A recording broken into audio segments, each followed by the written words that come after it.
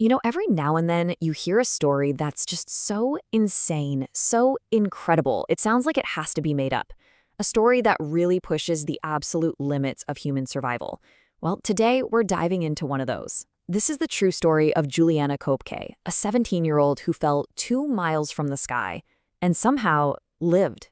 So picture this, it's Christmas Eve, 1971. Lanza Flight 508 is making its way over the vast Peruvian Amazon. When the wreckage was eventually found, scattered over miles of dense jungle, the scene was just horrific. The search was called off. All 92 people on board were presumed dead.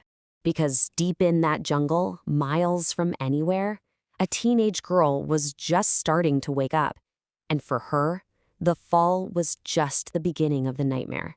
Juliane was on that flight with her mother, trying to get home for Christmas. The mood on the plane was festive. But then, as it flew over the Andes, it went straight into a monster thunderstorm. The turbulence was so bad, luggage and Christmas presents were literally raining down inside the cabin. It was just 20 minutes of pure terror. And then, a brilliant flash of light, a lightning bolt hit the right wing. It just sheared clean off. The plane went into a nosedive and started to completely break apart in midair.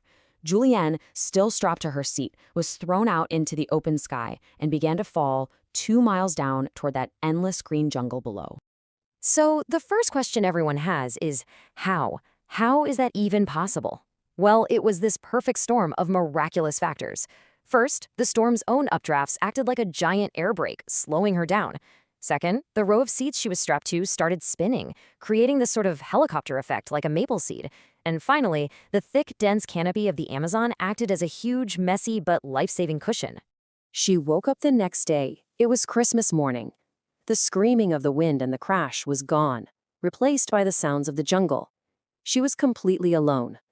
The fall might have been over, but her fight for survival had just begun. And let's be clear, her condition was just awful. She had a broken collarbone, a sprained knee, deep gashes all over, and a pretty bad concussion. To top it all off, one of her eyes was swollen completely shut, and she'd lost her glasses, so she could barely see. She was battered, broken, and utterly alone. And the worst part, for the first few days, she could actually hear rescue planes flying overhead, but the jungle canopy was just too thick. They couldn't see her. And then eventually, the sound of the engines just faded for good. No one was coming. No one even knew she was alive. But here's the thing. Juliane wasn't your average teenager. Her parents were famous zoologists who actually ran a research station deep in the Amazon. She grew up there. She knew the jungle. And one piece of advice her father gave her was about to become her only hope. It was this simple rule: find running water and follow it. In a situation that felt completely and utterly hopeless, this one sentence gave her a mission. It gave her a direction. It was her lifeline. Those first few days were just a blur of pain. Her only food was a small bag of candies she found in the wreckage. On the fourth day, she stumbled upon a piece of the plane. 3 passengers still strapped in their seats, driven into the ground. A truly horrifying sight. But she checked, and thankfully, her mother wasn't one of them. She had to keep going. And that's when it happened. That moment of incredible, soaring hope. A plane! It was flying almost right on top of her. She screamed, she waved, anything to be seen. This was it. But it just kept flying. It flew right past and disappeared over the horizon. And the sound of its engines slowly faded, replaced again by the buzz and hum of the jungle.